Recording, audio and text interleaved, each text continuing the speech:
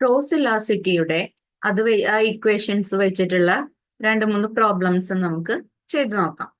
Okay, അതില് first question, A shop keeper cells only 2 brands of notebook, Imperial and Royal. It is observed that when the price of Imperial rises by 10%, the demand for Royal increases by 15%. What is the cross price elasticity for Royal against the price of Imperial? അതായത് ഒരു കടയില് 2 brand of not ബുക്കുകളായിരുന്നു ഉണ്ടായിരുന്നത്. ഒരു ബ്രാൻഡിന്റെ പേര് imperial not ബുക്കും ഒരു ബ്രാൻഡിന്റെ പേര് റോയൽ നോട്ട് ബുക്ക് എന്നുമാണ്. ഇവിടെ ഇംപീരിയൽ നോട്ട് ബുക്കിന്റെ വില 10% എന്ത് ചെയ്തു? വർദ്ധിച്ചു. അതേസമയം റോയൽ ബ്രാൻഡിന്റെ നോട്ട് ബുക്ക് 15% ഡിമാൻഡ് എന്ത് ചെയ്തു? വർദ്ധിക്കുകയുണ്ടായി. അതായത് ഇംപീരിയൽ നോട്ട് ബുക്കിന്റെ വില 10% കൂടിയപ്പോൾ റോയൽ നോട്ട് ബുക്കിന്റെ ക്വാണ്ടിറ്റി ഡിമാൻഡ് 15% എന്ത് ചെയ്തു? ഉയർന്നു. അങ്ങനെയെങ്കിൽ ഇവിടുത്തെ ക്രോസ് പ്രൈസ് ഇലാസ്റ്റിസിറ്റി എന്താണ് എന്നുള്ളതാണ് നമുക്ക് ഇവിടെ കാണാനുള്ളത്. ഓക്കെ, അപ്പൊ എത്രയാണ് രണ്ടിലും വേരിയേഷൻ വന്നത് എന്നുള്ളത് നമുക്ക് കൃത്യമായിട്ട് ഇവിടെ തന്നിട്ടുണ്ട്. ഓൾറെഡി നമുക്ക് ഇക്വേഷനും അറിയാം അല്ലെ. എന്താണ് ക്രോസ് പ്രൈസ് ഇലാസ്റ്റിസിറ്റി കാണുന്നതിനുള്ള ഇക്വേഷൻ എന്ന് പറഞ്ഞു കഴിഞ്ഞാൽ എന്താണ്? Percentage change in quantity demanded of good x divided by percentage change in price of good y അല്ലെ. അപ്പൊ ഗുഡ് എക്സ് എന്ന് പറയുന്നത് ഇവിടെ എന്താണ്? ഗുഡ് എക്സ് എന്ന് പറയുന്നത് റോയൽ നോട്ട് ബുക്കും ഗുഡ് വൈ എന്ന് പറഞ്ഞു കഴിഞ്ഞാല് എന്താണ്? ഇംപീരിയലും ആണ്. ഓക്കെ, അപ്പൊ ഒരു ഇംപീരിയൽ ഗുഡിന്റെ പ്രൈസ്, അതായത് ഗുഡ് വൈയുടെ പ്രൈസിൽ എത്ര പെർസെന്റേജ് ചേഞ്ച് ഉണ്ടായത്? 10% അല്ലെ. ഇനി അതേപോലെ തന്നെ റോയൽ നോട്ട്ബുക്കിന്റെ ക്വാണ്ടിറ്റി ഡിമാൻഡിൽ എത്ര ചേഞ്ച് വന്നു? അത് 15%. അത് ഇക്വേഷനിൽ കൊടുത്തു കഴിഞ്ഞാൽ 15% divided by 10% equal to 1.5. Okay, അപ്പൊ 1.5 എന്ന് പറയുമ്പോ ഇവിടെ എന്താണ്? ഇവിടെ എന്തായിരിക്കും കിട്ടുന്നത്? അതായത് ഗ്രേറ്റർ ദാൻ 1 ആണെന്നുണ്ടെങ്കിൽ ഇലാസ്റ്റിക് ഡിമാൻഡ് ആയിരിക്കും. ഓക്കെ, അപ്പൊ ആ ഒരു പ്രോബ്ലം നമുക്ക് മനസ്സിലായി. ഓക്കെ, ഇനി നമുക്ക് സെക്കൻഡ് വൺ നമുക്ക് നോക്കി നോക്കാം. എന്താണ് സെക്കൻഡ് വൺ ക്വസ്റ്റ്യൻ? നോക്കിക്കേ. The cross price elasticity between 2 goods and y known to be -0.8 if the price of good Y rises by 20%. How will the demand for X change? അതായത് ഇവിടെ 2 goods എന്ന് പറയുന്നത് X and Y ആണ്. ഗുഡ്സിന് പേരൊന്നുമില്ല. Goods X and Y എന്നുള്ളതാണ് ഗുഡ്സിന്റെ പേര് കൊടുത്തിട്ടുള്ളത്. ഓക്കെ, അപ്പൊ ആ ഗുഡ്സിന്റെ പേരില് എക്സ് ആൻഡ് വൈ ആണ്. സോ എക്സ് ആൻഡ് വൈന്റെയും ക്രോസ് പ്രൈസ് ഇലാസ്റ്റിസിറ്റി ഇവിടെ ഡയറക്റ്റ് ആയിട്ട് തന്നിട്ടുണ്ട്. -0.8 ആണ് എന്നുള്ളത് തന്നിട്ടുണ്ട്.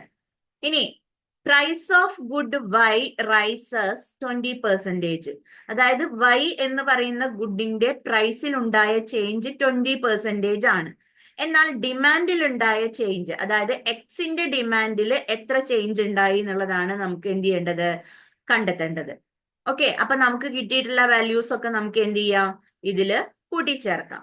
ഓക്കെ, അപ്പൊ നമുക്ക് ക്രോസ് പ്രൈസ് ഇലാസ്റ്റിസിറ്റി എത്രയാണ്? -0.8 ഈക്വൽ ടു അല്ലെ എന്താണ്? Percentage change in quantity demanded X. എക്സിന്റെ ക്വാണ്ടിറ്റി ഡിമാൻഡഡ് നമുക്ക് അറിയില്ല, അതുകൊണ്ട് നമ്മൾ അവിടെ എക്സ് തന്നെ കൊടുത്തു. ഓക്കെ, ഇനിയോ? ഇനി percentage change in price of good Y. Good വൈന്റെ പെർസെന്റേജ് എത്രയാണെന്നാ നമ്മൾ പറഞ്ഞിട്ടുള്ളത്? 20%. അപ്പൊ എക്സ് ബൈ 20% എന്ന് കിട്ടി. ഓക്കെ, ഇനി എക്സിനെ അവിടെ നിർത്തിക്കൊണ്ട് നമ്മൾ എന്താ ചെയ്യുന്നത്? അതായത് എക്സിന്റെ വാല്യൂ ആണ് നമുക്ക് എന്ത് ചെയ്യേണ്ടത്? ഇനി കണ്ടുപിടിക്കേണ്ടത്. ഓക്കെ,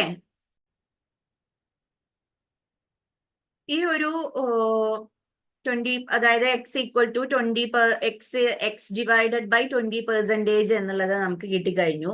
ഇനി നമ്മൾ എന്താ ചെയ്യേണ്ടത്? എക്സിനെ അവിടെ തന്നെ നിർത്തുക. ഓക്കെ, ഈ എക്സിനെ അവിടെ തന്നെ നിർത്തിയിട്ട് ഈ 20% ഡിവൈഡഡ് ബൈ 20% എന്നല്ലേ, ഈ ഡിവൈഡഡ് ബൈ 20% എന്ത് ചെയ്യുക? സമത്തിന്റെ ഇപ്പുറത്തേക്ക് കൊണ്ടുവരിക. ഓക്കെ, അപ്പൊ നമുക്ക് എങ്ങനെ ആൻസർ കിട്ടുക? 20% ഇൻറ്റു, കാരണം ഇവിടെ ഡിവിഷൻ ആണ് കിടക്കുന്നത് അല്ലെ, ഡിവിഷൻ സമത്തിന്റെ ഇപ്പുറത്തേക്ക് പോകുമ്പോ എന്തായി മാറും? മൾട്ടിപ്ലിക്കേഷൻ അല്ലെ, മൾട്ടിപ്ലൈ ചെയ്യുക. അപ്പൊ 20% ഇൻറ്റു -0.8 ഈക്വൽ ടു എക്സ് എന്ന് കിട്ടും. ഓക്കെ, അപ്പൊ എക്സ് ഈക്വൽ ടു 20 അല്ലെങ്കിൽ എക്സ് ഈക്വൽ ടു 20% ഇൻറ്റു -0.8 എന്ന് കിട്ടിക്കഴിഞ്ഞാല് ഈ 20യും 0.8ഉം കൂടി മൾട്ടിപ്ലൈ ചെയ്യുമ്പോൾ നമുക്ക് കിട്ടുന്നത് എത്രയാണ്? 16 ആണ്, 16 അല്ലെ. അപ്പൊ ഓൾറെഡി പിന്നെ അവിടെ 0.8ന് ഒരു മൈനസ് ചിഹ്നം ഉള്ളത് കൊണ്ട് ആൻസറിലും എന്ത് കൊടുക്കണം? മൈനസ് എന്നുള്ളത് കൊടുക്കണം അല്ലെ. ഒരു പോസിറ്റീവും ഒരു നെഗറ്റീവും തമ്മിൽ ഗുണിക്കുമ്പോൾ ആൻസറിലും എന്ത് വരണം? നെഗറ്റീവ് വരണം. ഓക്കെ, അപ്പോ -16% എന്നാണ് നമുക്ക് ഇവിടെ എന്ത് ചെയ്യുന്നത്? ആൻസർ കിട്ടുന്നത്. ഓക്കെ, ഇനി നമുക്ക് കിട്ടിയിട്ടുള്ള ഈ ആൻസർ കറക്റ്റ് അല്ലേന്ന് നോക്കണം എന്നുണ്ടെങ്കിൽ ഒരു ഐഡിയ ഉണ്ട്. എന്താണ്? നമ്മുടെ ഇക്വേഷനിൽ കൊടുത്താൽ മതി ഇതേപോലെ. അതായത് ഈ ഒരു 16% ഡിവൈഡഡ് ബൈ 20% ചെയ്യുമ്പോൾ നമുക്ക് 0.8 -0.8 തന്നെയല്ലേ കിട്ടുന്നേ എന്നുള്ളതും കൂടി എന്ത് ചെയ്യാം? ഒന്ന് ചെക്ക് ചെയ്ത് നോക്കാം. ഓക്കെ ഓക്കെ, അപ്പൊ ഇത്രയാണ് ഈ ഒരു പ്രോബ്ലത്തിൽ വരുന്നത്. ഓക്കെ ആണല്ലോ, ക്ലിയർ ആണല്ലോ? അപ്പൊ നമുക്ക് അത് ആൻസർ ശരിയാണോ എന്ന് അറിയാൻ എന്ത് ചെയ്താൽ മതി? ഇക്വേഷനിൽ കൊടുത്തു കഴിഞ്ഞാൽ 16 ഡിവൈഡഡ് ബൈ 20% ഈക്വൽ ടു 0.8 തന്നെ അല്ലേന്ന് ചെക്ക് ചെയ്ത് കഴിഞ്ഞാൽ നമുക്ക് തന്നെ മനസ്സിലാക്കാൻ പറ്റും എന്ത് അത് കറക്റ്റ് ആൻസർ ആണോ അല്ലയോ എന്നുള്ളത് കേട്ടോ. അപ്പൊ അങ്ങനെ ചെയ്യാം. ഇപ്പൊ 2 ക്വസ്റ്റ്യൻ കഴിഞ്ഞു. ഇനി അടുത്ത ഒരു പ്രോബ്ലം വരുന്നത്, the price of 1 kg of tea is 30. At this price 5 kg of tea is demanded. If the price of coffee rises from 25 to 35 per kg, the quantity demanded of tea rises from 5 to 8 kg. Find out the cross price elasticity of tea. ഇവിടെ cross price elasticity ആണ് നമുക്ക് കണ്ടെത്തേണ്ടത്. X എന്ന് പറയുന്നത് എന്താണ്? ടീയുടെ X എന്ന് പറയുന്നത് ടീനെയാണ്, Y എന്ന് പറയുന്നത് കോഫീനെയാണ്. അപ്പൊ നമുക്കിവിടെ തന്നിട്ടുള്ള ഓരോ കാര്യങ്ങളും നമുക്ക് നോക്കി നോക്കാം അല്ലെ. അതായത് എന്താണ്? ഇപ്പൊ നമുക്കറിയാം ക്രോസ് പ്രൈസ് ഇലാസ്റ്റിറ്റിയുടെ ഇക്വേഷൻ എന്ന് പറയുന്നത് എന്താണ്? Delta q x divided by delta p y into p y by q x ആണ് എന്നുള്ളത് അല്ലെ. അപ്പോ എക്സ് എന്ന് പറയുന്നത് ടീയും വൈ എന്ന് പറയുന്നത് കോഫിയാണ് ഇവിടെ നമ്മൾ കൺസിഡർ ചെയ്യുന്നത്. അപ്പോ നമുക്ക് ക്വാണ്ടിറ്റി എത്രയാണ്? ക്വാണ്ടിറ്റിയിൽ വ്യത്യാസം ഉണ്ടായത്. അതായത് എക്സ് അല്ലെ, എക്സിന്റെ ക്വാണ്ടിറ്റിയിൽ എത്ര വ്യത്യാസം ഉണ്ടായി? എത്രയാണ്? യെസ്, 8 അല്ലെ. ദെൻ അതേപോലെ തന്നെ ക്വാണ്ടിറ്റി ഡിമാൻഡഡ് ആണ്, ചേഞ്ച് ഇൻ ക്വാണ്ടിറ്റി ഡിമാൻഡഡ് അല്ലേ ഡെൽറ്റ ക്യൂ എക്സ് എന്ന് പറയുന്നത് അല്ലെ. അപ്പൊ 8 - 5 എന്ന് നമുക്ക് കൊടുക്കാം. ഡെൽറ്റ ക്യൂ എക്സ് എന്ന് പറയുമ്പോൾ എത്രയാണ്? 8 - 5 ഡിവൈഡഡ് ബൈ ഡെൽറ്റ പി ഒ, അതായത് പി വൈയില്, അതായത് കോഫിയുടെ പ്രൈസിൽ വന്ന മാറ്റം എത്രയാണ്? കോഫിയുടെ പ്രൈസിൽ എത്രയാ മാറ്റം വന്നത്? 10. കാരണം എന്താ? 25 ഉള്ളത് 35 ആയിട്ട് മാറി. അപ്പൊ അവിടുത്തെ ഡിഫറൻസ് എന്ന് പറയുന്നത് എത്രയാണ്? 10 ആണ്. ഓക്കെ, ഇൻറ്റു 25 അല്ലെ. അതായത് പി ഒറിജിനൽ പ്രൈസ് എത്രയാണ്? 25 ആണ് അല്ലെ. ഒറിജിനൽ ക്വാണ്ടിറ്റി എത്രയാണ്? 5 ആണ് അല്ലെ. അപ്പൊ 8 - 5 എന്ന് പറയുമ്പോ 3/10 ഇൻറ്റു 25/5 ഈക്വൽ ടു എത്രയാണ്? 25/5 ചെയ്യുമ്പോൾ നമുക്ക് എത്രയാണ് കിട്ടുന്നത്? സോറി, 3 × 25 എത്ര വരിക? 75ഉം 75 ഡിവൈഡഡ് ബൈ 50 50 അല്ലെ. 75/50 ഈക്വൽ ടു 1.5. ഓക്കെ, മനസ്സിലായോ? അപ്പൊ അതാണ് ക്രോസ് പ്രൈസ് ഇലാസിറ്റി അല്ലെങ്കിൽ ക്രോസ് ഇലാസിറ്റി എന്ന് പറയുന്നത്. ഇപ്പൊ നമുക്ക് കിട്ടിക്കഴിഞ്ഞു അല്ലെ? ഇനിയോ, ഇനി നമുക്ക് പറയാം ഇലാസിറ്റി ഓഫ് ടി എന്ന് പറയുന്നത് എത്രയാണ്? 1.5 ആണ് അല്ലെ? Elasticity of demand of T എന്ന് പറയുന്നത് 1.5 ആണ്. എന്ന് വെച്ച് കഴിഞ്ഞാൽ എന്താണ് ഉദ്ദേശിക്കുന്നത്? എന്താണ്?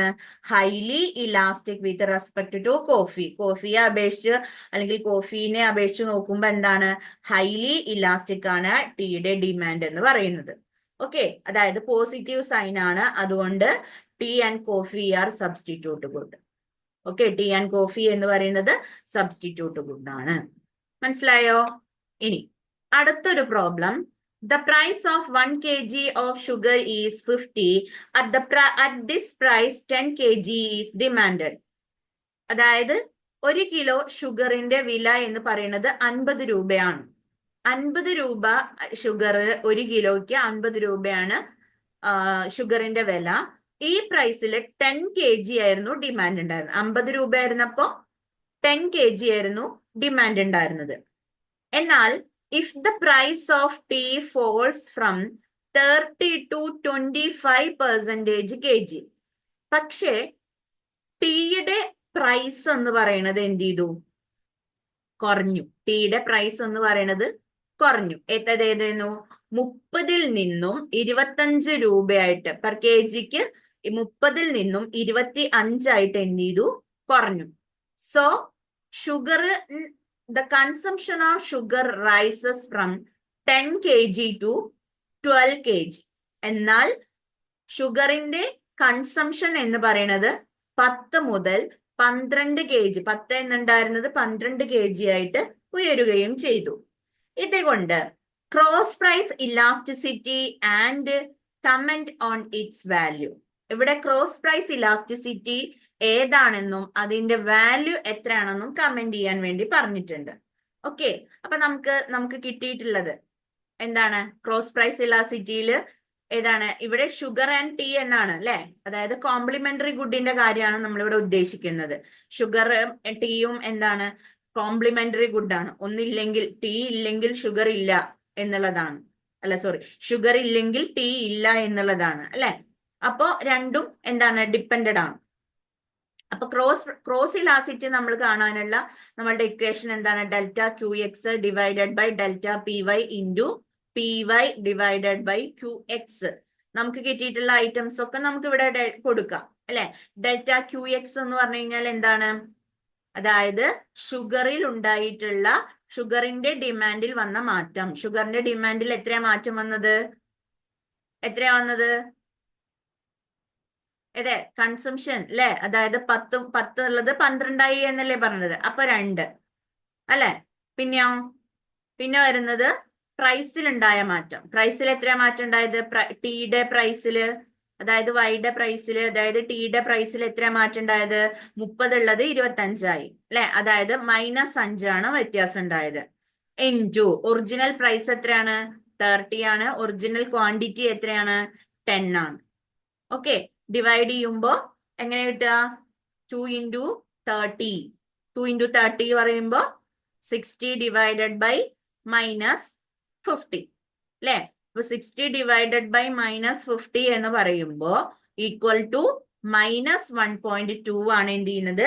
ആൻസർ വരുന്നത്. സോ മൈനസ് ആയതുകൊണ്ട് നമ്മൾ എന്ത് ഉദ്ദേശിക്കണം? കോംപ്ലിമെന്ററി. അതായത് നിങ്ങൾ ഇത്രയും വിചാരിച്ചാൽ മതി. എന്ത്?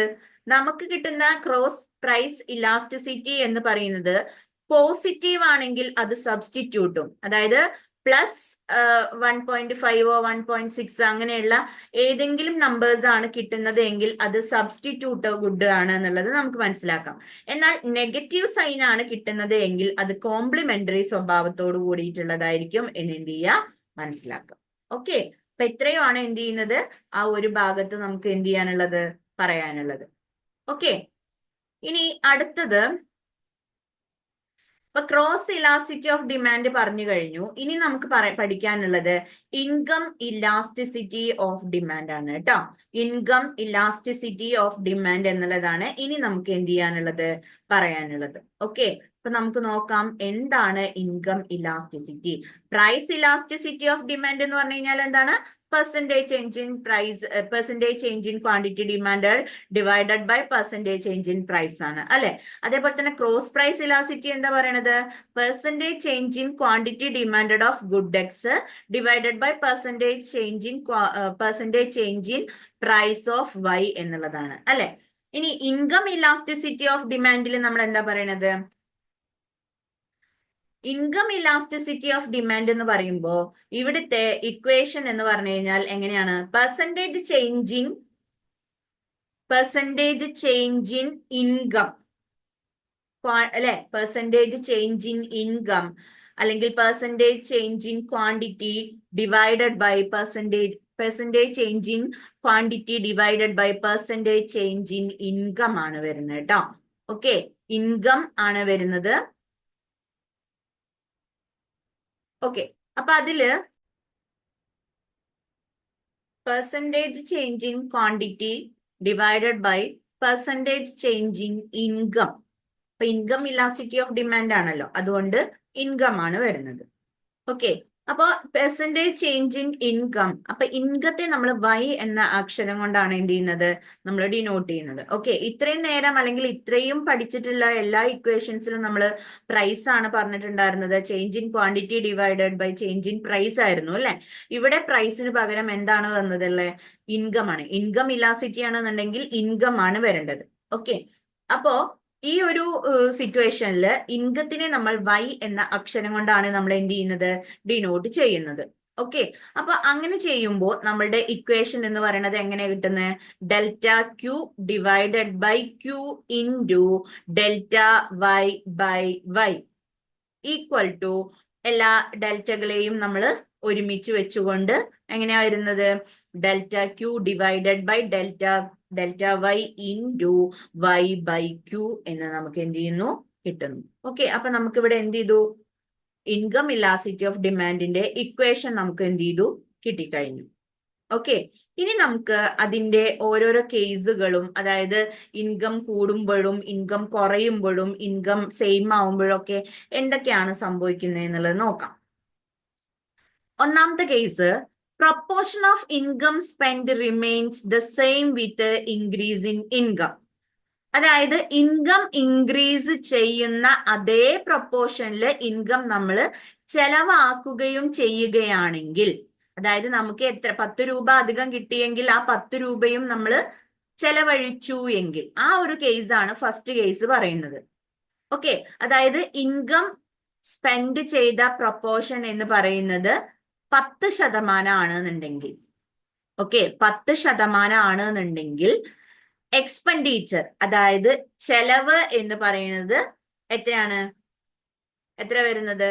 10% ഓഫ് അല്ലെ, അല്ലെങ്കിൽ 10% ഓഫ് 200. 200ന്റെ 10% എന്ന് പറയുന്നത് എത്രയാണ്? 20 ആണ്. ഓക്കെ, അപ്പൊ 200ന്റെ 10% ആണ് ഇവിടെ എന്ത് ചെയ്തിട്ടുള്ളത്? എക്സ്പെൻഡിച്ചർ എന്ന് പറയുന്നത്. ഓക്കെ, ഇനി ക്വാണ്ടിറ്റി ഡിമാൻഡഡ് എന്ന് പറയുന്നത് എത്രയാണ്? 2 യൂണിറ്റ് ആണ് പറയുന്നത്. ഇൻകം ഇലാസ്റ്റിസിറ്റി എന്ന് പറയുന്നത് എന്താണ്? ഈക്വൽ ടു 1 ആണ്. Okay, equal to 1, income elasticity equal to 1 ആയത് എന്തുകൊണ്ടാണ്? യെസ്, അതായത് ഇവിടെ പ്രൊപ്പോർഷൻ ഓഫ് ഇൻകം സ്പെൻഡും ഇൻക്രീസ് ഇൻ ഇൻകവും സെയിം പ്രൊപ്പോർഷനിലാണ് നടക്കുന്നത്. ഓക്കെ, സെയിം പ്രൊപ്പോർഷനിലാണ് നടക്കുന്നത്. മനസ്സിലായോ? ക്ലിയർ ആണോ? അപ്പൊ എങ്ങനെയാണ്? ആദ്യം നമ്മളെ കേസ് എന്ന് പറയുന്നത് എന്താണ്?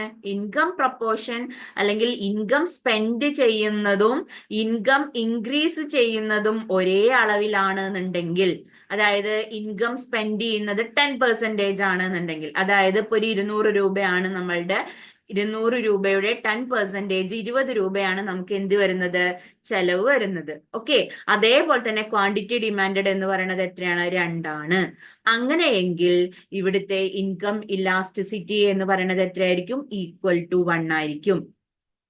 ഓക്കെ, രണ്ടും ഒരേ പ്രൊപ്പോർഷനിലായതുകൊണ്ട് ചേഞ്ച് ഇൻ ക്വാണ്ടിറ്റിയും ചേഞ്ച് ഇൻ ഇൻകവും ഒരേ ക്വാണ്ടിറ്റിയിലാണെന്നുണ്ടെങ്കിൽ അവിടെ ഇ ഈക്വൽ ടു 1 ആയിരിക്കും, ഇ ഐ ഈക്വൽ ടു 1 ആയിരിക്കും.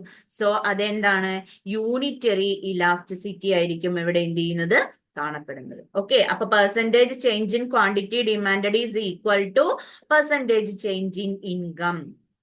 Okay, percentage change in quantity ഡിമാൻഡും പെർസെൻറ്റേജ് ചേഞ്ച് ഇൻ ഇൻകവും ഈക്വൽ ആണെന്നുണ്ടെങ്കിൽ അതാണ് ഇവിടുത്തെ എന്ത് ചെയ്യുന്നത് എക്സ്പ്ലനേഷൻ വരുന്നത്. ഓക്കെ, ഇനി രണ്ടാമത്തെ കേസ് എന്ന് പറയുമ്പോൾ എങ്ങനെയാണ്? Proportion of income spend increases with increases in income. അതായത് ഇൻകം ഇൻക്രീസ് ചെയ്യുന്നു. ഓക്കെ, ഇൻകം ഇൻക്രീസ് ചെയ്യുന്നതിനനുസരിച്ച് തന്നെ നമ്മൾ എന്ത് ചെയ്യുന്നു? ഇൻകം, അതായത് സ്പെൻഡും കൂടുതലാണ്. ഓക്കെ, ഇൻകം സ്പെൻഡ് ചെയ്യുന്ന പ്രൊപ്പോർഷനും കൂടുതലാണ്, ഇൻകവും എന്ത് ചെയ്തിട്ടുണ്ട്? വർദ്ധിച്ചിട്ടുണ്ട്. അങ്ങനെയെങ്കിൽ എന്തായിരിക്കും? അതായത് 20%. ഇപ്പൊ 200 നമ്മളുടെ എക്സ്പെൻഡിച്ചർ. ആ 200-ല് 20% എന്ന് പറയുമ്പോൾ 40 രൂപയാണ് നമ്മൾ എന്ത് ചെയ്യുന്നത്? എക്സ്പെൻഡിച്ചർ വരുന്നത്. ഓക്കെ, അതായത് 4 ക്വാണ്ടിറ്റിയാണ് നമ്മൾ എന്ത് ചെയ്യുന്നത്? ഡിമാൻഡ് ചെയ്യുന്നത്. അപ്പൊ ഇൻകം ഇലാസ്റ്റിസിറ്റി എന്ന് പറയുന്നത് എങ്ങനെയാണ്? ഗ്രേറ്റർ ദാൻ 1 ആണ്.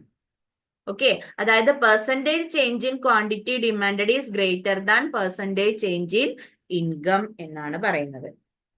ഓക്കെ, ഇനി മൂന്നാമത്തെ കേസിൽ എന്താ പ്രത്യേകത? ഇൻകം വർദ്ധിക്കുന്നുണ്ട്, പക്ഷേ പ്രൊപ്പോർഷൻ ഓഫ് ഇൻകം സ്പെൻഡ് എന്ന് പറയുന്നത് ഡിക്രീസ് ചെയ്യുകയാണെന്നുണ്ടെങ്കിൽ, okay, proportion of income spend എങ്ങനെ ചെയ്യുന്നത്? ഡിക്രീസസ് ആണ് ചെയ്യുന്നത് എങ്കിൽ അവിടെ നമുക്ക് എന്ത് ചെയ്യാൻ പറ്റും? അതായത് 5% ആണ് ഇവിടെ വരുന്നതെങ്കിൽ, അതായത് 200 രൂപയാണ്, 200 രൂപയുടെ 5% എന്ന് പറയുമ്പോൾ 10%. ക്വാണ്ടിറ്റി ഡിമാൻഡ് എന്ന് പറയുന്നത് 1 യൂണിറ്റ് ആണ്. സോ ഇവിടുത്തെ ഇൻകം ഇലാസ്റ്റിസിറ്റി എന്ന് പറയുന്നത് എന്തായിരിക്കും? ഒന്നില്ലെങ്കിൽ ഈക്വൽ ടു 0 ആയിരിക്കാം, അല്ലെങ്കിൽ ലെസ് ദാൻ 1 ആയിരിക്കാം. ഓക്കെ, മനസ്സിലായോ? അപ്പൊ percentage change in quantity demand less than percentage change in income എന്നാണ് എന്ത് ചെയ്യുന്നത്? പറയുന്നത്. അപ്പൊ ഇങ്ങനെയുള്ള 3 കേസുകളാണ് ഇൻകം ഇലാസ്റ്റിസിറ്റി ഓഫ് ഡിമാൻഡിൽ എന്ത് ചെയ്യുന്നത്? വരുന്നത്. Okay,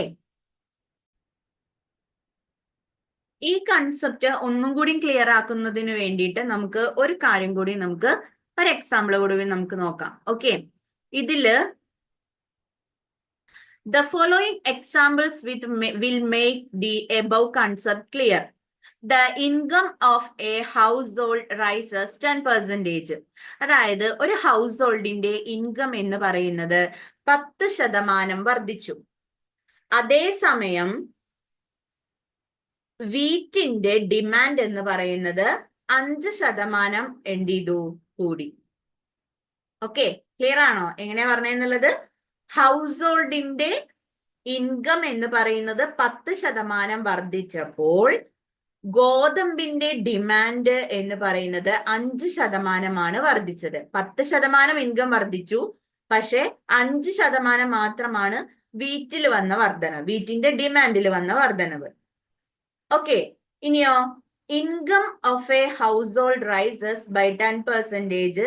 The demand for TV rises by 20%. പിന്നെ മറ്റൊരു കേസ് എന്ന് പറഞ്ഞു കഴിഞ്ഞാൽ എന്താണ്? ഇൻകം എന്ന് പറയുന്നത്, ഹൗസ് ഹോൾഡിന്റെ ഇൻകം എന്ന് പറയുന്നത് 10% വർദ്ധിച്ചപ്പോ ടിവിയുടെ ഡിമാൻഡ് എന്ന് പറയുന്നത് 20% എന്ത് ചെയ്തത്? വർദ്ധിച്ചത്. ആകെ 10% എന്ത് ചെയ്തിട്ടുള്ളൂ? ഇൻകം വർദ്ധിച്ചിട്ടുള്ളൂ. പക്ഷേ ടിവിയുടെ ഡിമാൻഡ് എന്ന് പറയുന്നത് എന്താണ്? 20% വർധനവ് ഉണ്ടായി. അത് രണ്ടാമത്തെ സിറ്റുവേഷൻ. ഇനി മൂന്നാമത്തെ സിറ്റുവേഷൻ എന്ന് പറയുന്നത് എന്താണ്? മൂന്നാമത്തെ situation, the income of household rises by 5%. The demand for bajra falls by 2%. ഹൗസ് ഹോൾഡിന്റെ ഇൻകം 5% വർദ്ധിച്ചപ്പോ ബജ്രയുടെ ഡിമാൻഡ് എന്ന് പറയുന്നത് 2% കുറഞ്ഞു എന്നുള്ളതാണ് മൂന്നാമത്തെ കേസ്. നാലാമത്തെയോ, the income of a household rises 7%. ഹൗസ് ഹോൾഡിന്റെ ഇൻകം വർദ്ധിക്കുന്നത് 7%. കമ്മോഡിറ്റി എക്സിന്റെ ഡിമാൻഡ് എന്ന് പറയുന്നത് 7%-മാണ് എന്ത് ചെയ്യുന്നത്? വർദ്ധിക്കുന്നത്. ഓക്കെ, അത് മറ്റൊരു സിറ്റുവേഷൻ. ഇനി അഞ്ചാമത്തതോ, the income of a household rises 5%. The demand for button does not change at all. Okay, ഇവിടെ ഇൻകം, ഹൗസ് ഹോൾഡിന്റെ ഇൻകം എന്ന് പറയുന്നത് 5% വർദ്ധിച്ചിട്ടുണ്ട്, പക്ഷേ ബട്ടന്റെ ഡിമാൻഡിന് യാതൊരു ചേഞ്ചും വന്നിട്ടില്ല. ഈ ഒരു 5 കേസുകളാണ് ഇവിടെ കൊടുത്തിട്ടുള്ളത്. ഇനി ഇത് വെച്ചിട്ട് നമുക്ക് എന്ത് ചെയ്യാം? ഇൻകം ഇലാസ്റ്റിറ്റി നമുക്ക് കണ്ടുപിടിക്കാം. ഇൻകം ഇലാസ്റ്റിറ്റിയുടെ ഇക്വേഷൻ എന്താണ്? Percentage change in quantity demanded divided by percentage change in income. Okay, ഇവിടെ നമുക്ക് എന്ത് ചെയ്യാൻ പറ്റും? ഇക്വേഷനിൽ കൊടുക്കാം. അതേപോലെ തന്നെ ഇവിടെ ടേബിളിൽ അനലൈസ് ചെയ്യുന്നുണ്ട് അല്ലെ. അപ്പൊ എന്തൊക്കെയാണ് കൊടുത്തിട്ടുള്ളത്? ഒന്നാമത്തെ കേസിൽ എന്താ പറഞ്ഞിട്ടുള്ളത്? ഹൗസ് ഹോൾഡിന്റെ ഇൻകം റൈസ് ചെയ്യുന്നത് 10%, വീറ്റിന്റെ ഡിമാൻഡ് വർദ്ധിക്കുന്നത് 5%. അപ്പൊ വീറ്റ് എന്ന് പറയുന്ന കമ്മോഡിറ്റിയുടെ income elasticity of the household എത്രയാണ് വരുന്നത്? 5% ഡിവൈഡഡ് ബൈ 10% ഈക്വൽ ടു എത്ര വരിക? 0.5. 0.5 എന്ന് പറയുമ്പോ എന്താണ്? ഇവിടെ ഇലാസ്റ്റിസിറ്റി എന്ന് പറയുന്നത് <<1 ആണ്. ഓക്കെ, അതായത് ഇവിടെ <<1 ആയതുകൊണ്ട് നമുക്ക് പറയാം എന്ത്? Wheat is A normal good and fulfil A necessity. Wheat എന്ന് പറയുന്നത് ഒരു നോർമൽ ഗുഡ് ആണ്. അത് ഒരു അത്യാവശ്യമായിട്ട് എല്ലാവർക്കും വേണ്ടതും ആണ്. മനസ്സിലായോ? ഇനി രണ്ടാമത്തെ കേസിൽ എന്താ പറഞ്ഞത്? ഹൗസ് ഹോൾഡ് ഇൻകം എന്ന് പറയുന്നത് 10% വർദ്ധിക്കുന്നു. ടിവിയുടെ ഡിമാൻഡ് എന്ന് പറയുന്നത് 20% വർദ്ധിക്കുന്നത്. ഓക്കെ, അപ്പൊ 20% divided by 10% equal to 2. So elasticity എന്ന് പറയുന്നത് >1 ആണ്. >1 ആയതുകൊണ്ട് ടി വി എന്ന് പറയുന്നത് എന്താണ്? അതൊരു ലക്ഷൂറിയസ് കമ്മോഡിറ്റി ആണ് എന്നുള്ളത് നമുക്ക് പറയാം. ഓക്കെ, ഇനി വരുന്നത് മൂന്നാമത്തേൽ എന്താ പറയണത്? ഇവിടെ മൂന്നാമത്തേൽ പറയുന്നു ഇൻകം റൈസ് ചെയ്യുന്നത് 5% ആണ്. ഓക്കെ, ഇൻകം റൈസ് ചെയ്യുന്നത് 5% ആണ്. ഇവിടെ ബജ്രയുടെ ഡിമാൻഡ് എന്ന് പറയുന്നത് 2% എന്ത് ചെയ്തിട്ടുണ്ട്? കുറഞ്ഞിട്ടുണ്ട്. ഓക്കെ, അപ്പൊ അങ്ങനെ വരുമ്പോ നമ്മൾ ഇക്വേഷനിലേക്ക് അപ്ലൈ ചെയ്യുമ്പോൾ 2% കുറയല്ലേ? അപ്പൊ അവിടെ നമ്മൾ എന്ത് കൊടുക്കണം? മൈനസ് എന്നുള്ള ചിഹ്നം കൊടുക്കണം. ഓക്കെ, അപ്പൊ -2% ഡിവൈഡഡ് ബൈ 5% ഈക്വൽ ടു -0.4 ആണ് എന്ത് ചെയ്യുന്നത്? വരുന്നത്. ഓക്കെ, അതായത് <<0 ആണ് വരുന്നത്. ഓക്കെ, <<0 എന്ന് പറഞ്ഞു കഴിഞ്ഞാൽ എന്താണ്? ബജ്ര എന്ന് പറഞ്ഞു കഴിഞ്ഞാൽ ഇൻഫീരിയർ കമ്മോഡിറ്റി ആണ്. ഹൗസ് ഹോൾഡിന്റെ കണ്ണിൽ എന്താണ്? ബജ്ര എന്ന് പറയുന്നത് ഒരു ഇൻഫീരിയർ കമ്മോഡിറ്റി ആയിട്ടാണ് നമ്മൾ കണക്കാക്കുന്നത്. കാരണം ഇൻകം ഇൻക്രീസ് ചെയ്യുമ്പോൾ കമ്മോഡിറ്റിയുടെ ഡിമാൻഡ് കുറയുന്നു എങ്കിൽ അത് എന്ത് ഗുഡാണ്? യെസ്, ഇൻഫീരിയർ ഗുഡാണ് വരുന്നത്. ഇനി നാലാമത്തെ കേസിലേക്ക് വരുമ്പോ എക്സ് എന്ന് പറയുന്ന കമ്മോഡിറ്റിയുടെ ഡിമാൻഡും ഇൻകം റൈസ് ചെയ്തതും സെയിം പ്രൊപ്പോർഷനിലാണ്. അതായത് 7% ഡിവൈഡഡ് ബൈ 7% ഈക്വൽ ടു 1 ആണ്. സോ ഇവിടുത്തെ ഇൻകം ഇലാസ്റ്റിസിറ്റി എന്ന് പറയുന്നത് എത്രയാണ്? 1 ആണ് വരുന്നത്. ഓക്കെ, അതായത് യൂണിറ്ററി ഇലാസ്റ്റിസിറ്റി. ഈ യൂണിറ്ററി ഇൻകം ഇലാസ്റ്റിസിറ്റി എന്ന് പറയുമ്പോൾ ഇവിടെ എന്താണ്? ഇൻകം ഈക്വൽ ടു 1 ആണ് വരുന്നത്. ഇനി അഞ്ചാമത്തെ കേസ് ബട്ടന്റെ കേസ് വരികയാണെന്നുണ്ടെങ്കിലോ? ബട്ടന്റെ കേസിലാണെന്നുണ്ടെങ്കിൽ ഇൻകം എന്ന് പറയുന്നത് 5% കൂടിയിട്ടുണ്ടെങ്കിലും ഇവിടെ ബട്ടന്റെ ഡിമാൻഡ് എന്ന് പറയുന്നത് എന്ത് ചെയ്തിട്ടില്ല? യാതൊരു വ്യത്യാസവും വന്നിട്ടില്ല. അതായത് 0% ആണ് ഡിമാൻഡ് എന്ന് പറയുന്നത്. എന്നാൽ ഇൻകം എന്ന് പറയുന്നത് എത്രയാണ്? ഇൻകം വർദ്ധിച്ചത് എത്രയാണ്? 5% ആണ്. അപ്പൊ 0% ഡിവൈഡഡ് ബൈ 5% ഈക്വൽ ടു 0 ആണ് എന്ത് ചെയ്യുന്നത്? വരുന്നത്. ഇപ്പോ അതായത് ഇലാസ്റ്റിസിറ്റി എന്ന് പറയുന്നത് ഇവിടെ income elasticity of house hold എന്ന എത്രയാ വരുന്നത്? ഈക്വൽ ടു 0 ആണ് വരുന്നത്. സോ ഈക്വൽ ടു 0 ആണ് എന്ന് പറയുമ്പോൾ അവിടെ എന്താണ്? 0 ഇൻകം ഇലാസ്റ്റിസിറ്റി ആണ് നമുക്ക് എന്ത് ചെയ്യാൻ പറ്റുന്നത്? കാണാൻ പറ്റുന്നത്. ഓക്കെ, ക്ലിയർ ആണല്ലോ? അപ്പൊ അത്രയുമാണ് ആ ഒരു ഭാഗത്ത് വരുന്നത്. അപ്പൊ സിമ്പിൾ ആയിട്ട് എല്ലാവർക്കും മനസ്സിലായി എന്ന് വിചാരിക്കുന്നു. ഓക്കെ, ഇനി നമ്മൾ അതുമായി റിലേറ്റഡ് ആയിട്ടുള്ള ഒരു പ്രോബ്ലംസ് ആണ് നമുക്ക് നോക്കാനുള്ളത്. ഇൻകം ഇലാസ്റ്റിസിറ്റി ഓഫ് ഡിമാൻഡിന്റെ. ഇപ്പോ ഇവിടെ a car dealer sells new as well as used car. ഒരു കാർ ഡീലർ എന്ത് ചെയ്യുന്നുണ്ട്? യൂസ്ഡ് കാറുകൾ വിൽക്കുന്നുണ്ട്. Sales during the previous year were as follows. Previous ഇയറിൽ എത്രയ്ക്കാണ് സെയിൽസ് ഉണ്ടായത് എന്നുള്ളത് ഇവിടെ കൊടുത്തിട്ടുണ്ട്. ഓക്കെ, കാർ ടൈപ്പ് ന്യൂ ആണെന്നുണ്ടെങ്കിൽ പ്രൈസ് 6.5 ലാഖും ക്വാണ്ടിറ്റി എന്ന് പറയുന്നത് 400 എണ്ണായിരുന്നു കൊടുത്തിട്ടുണ്ടായിരുന്നത്. അതായത് ന്യൂ കാറുകളാണെന്നുണ്ടെങ്കിൽ 6.5 ലക്ഷമാണ് ഒരു കാറിന്റെ റേറ്റ്. അങ്ങനെ 400 കാറാണ് കൊടുത്തിട്ടുള്ളത്. യൂസ്ഡ് കാറാണെന്നുണ്ടെങ്കിൽ 60,000 രൂപയ്ക്കാണ് കൊടുക്കുന്നത്. ഒരു 4,000 ക്വാണ്ടിറ്റിയാണ് എന്ത് ചെയ്തിട്ടുള്ളത്, കൊടുത്തിട്ടുള്ളത്. During the previous year, other things remaining the same, the real income increases of the consumer rose on average by 10%. അതായത് ഈ ഒരു പ്രീവിയസ് ഇയറിൽ ബാക്കിയുള്ള എല്ലാ കാര്യങ്ങളും സെയിം ആയതുകൊണ്ട് തന്നെ ഇൻകം എന്ന് പറയുന്നത്, റിയൽ ഇൻകം, കസ്റ്റമേഴ്സിന്റെ റിയൽ ഇൻകം എന്ന് പറയുന്നത് എന്ത് ചെയ്തു, ആവറേജ് 10% റൈസ് ചെയ്തിട്ടുണ്ട്. എന്നാൽ during the last year sales new car increased to 500. എന്നാൽ ന്യൂ ഇയറിൽ അല്ലെങ്കിൽ ഇപ്പോഴുള്ള എക്സിസ്റ്റിംഗ് ഇയറിൽ ലാസ്റ്റ് ഇയർ ഒക്കെ ആയപ്പോഴേക്കും ന്യൂ കാറിന്റെ സെയിൽസ് എന്ന് പറയുന്നത് 400-ൽ നിന്നും 500 ആക്കി മാറ്റിയിട്ടുണ്ട്. Okay, but sale of used car declined to 3,850. എന്നാൽ ലാസ്റ്റ് ആയപ്പോഴേക്കും യൂസ്ഡ് കാറിന്റെ എണ്ണം എന്ന് പറയുന്നത് 4,000-ൽ നിന്നും 3,850 ആയിട്ട് എന്ത് ചെയ്തു, സെയിൽസ് കുറയുകയുണ്ടായി. ഓക്കെ, അതായത് 10% ആണ് കസ്റ്റമറിന്റെ റിയൽ ഇൻകത്തിൽ വേരിയേഷൻ ഉണ്ടായത്, വർദ്ധിച്ചത്. ന്യൂ കാറുകൾ എന്ത് ചെയ്തു, ഇൻക്രീസ് ചെയ്തു. 400 എന്നുള്ളത് 500 എണ്ണമായിട്ട് വർദ്ധിക്കുകയുണ്ടായി. പക്ഷെ യൂസ്ഡ് കാറിന്റെ എണ്ണം എന്ന് പറയുന്നത് 4,000-ൽ നിന്നും 3,850 ആയിട്ട് എന്ത് ചെയ്തു, കുറയുകയുണ്ടായി. ഇനി നമ്മളോട് പറയുന്നത് എന്താ, what is the income elasticity of demand for the new as well as used car. Used കാറും അതേപോലെ തന്നെ ന്യൂ കാറിന്റെയും ഇൻകം ഇലാസ്റ്റിസിറ്റി ഓഫ് ഡിമാൻഡ് എന്താണ് വരുന്നത്, അതേപോലെ തന്നെ what inference to you draw from these measures of income elasticity, എങ്ങനെ നമുക്കത് കണ്ടെത്താൻ പറ്റും എന്നുള്ളതാണ് പറയുന്നത്. ഓക്കെ, ഇനി നമുക്ക് അതിനുള്ള സൊല്യൂഷൻ നമുക്ക് കണ്ടെത്താം. എന്താണ് income elasticity of demand for new car. New കാറിന്റെ ഇൻകം ഇലാസ്റ്റിസിറ്റി എന്ന് പറയുന്നത് നമുക്ക് കണ്ടുപിടിക്കണം. സോ എത്രയാണ് ഇൻകം, എത്രയാണ് ചേഞ്ച് വന്നത്, 10% ആണെന്ന് ഓൾറെഡി പറഞ്ഞിട്ടുണ്ട് അല്ലെ.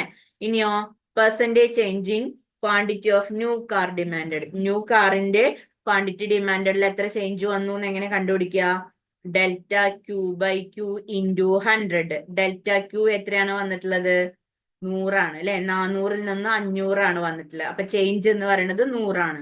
Okay, delta q divided by q എന്ന് പറയുമ്പോൾ എത്രയാണ്, 400 ആണ്. ഒറിജിനൽ ക്വാണ്ടിറ്റി എന്ന് പറയുന്നത് 400 ആണ്. ഇൻറ്റു 100 ഈക്വൽ ടു എത്രയാണ്, 25% ആണ് വന്നിട്ടുള്ളത്. ഇൻകം ഇലാസ്റ്റിസിറ്റി ഓഫ് ഡിമാൻഡ് നമുക്ക് അപ്പൊ കണ്ടുപിടിക്കാലോ.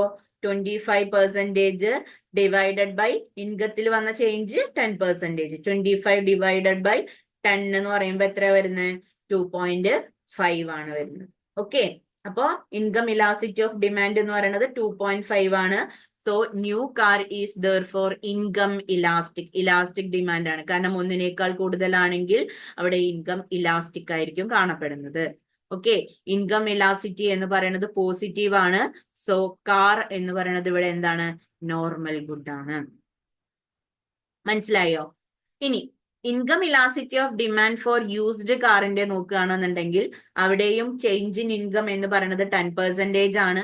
അതോടൊപ്പം തന്നെ യൂസ്ഡ് കാറിന്റെ ഡിമാൻഡ് എന്ന് പറയുന്നത് delta q by q into 100 ചെയ്യുമ്പോൾ ഡെൽറ്റ ക്യൂ എത്ര വരുന്നത്, ഡെൽറ്റ ക്യൂ എന്ന് പറയുന്നത് എത്രയാണ്, 150 ആണ്. അതായത് 4,000 മൈനസ് 3,800, അതായത് 3,850 മൈനസ് 4,000 ആണ് വരുന്നത്.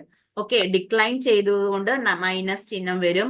സോ മൈനസ് 150 ഡിവൈഡഡ് ബൈ 4,000 ആണ് വരുന്നത്. ഇൻറ്റു 100 ചെയ്യുമ്പോൾ മൈനസ് 3.75% ആണ് നമുക്ക് എന്ത് കിട്ടുന്നത്, ഇൻകം ഇലാസ്റ്റിസിറ്റി എന്ന് പറയുന്നത് കിട്ടുന്നത്.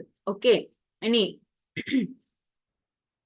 Income elasticity of demand minus 3.75 divided by 10 ചെയ്യുമ്പോൾ നമുക്ക് കിട്ടുന്നത് എത്രയാണ്, മൈനസ് 0.375 ആണ്. അതായത് ഇൻകം ഇലാസ്റ്റിറ്റി ഇവിടെ നെഗറ്റീവ് ആയതുകൊണ്ട് തന്നെ നമുക്ക് പറയാം എന്ത്, ഇവിടെ യൂസ്ഡ് കാർ എന്ന് പറയുന്നത് ഇൻഫീരിയർ ഗുഡ് ആണ്.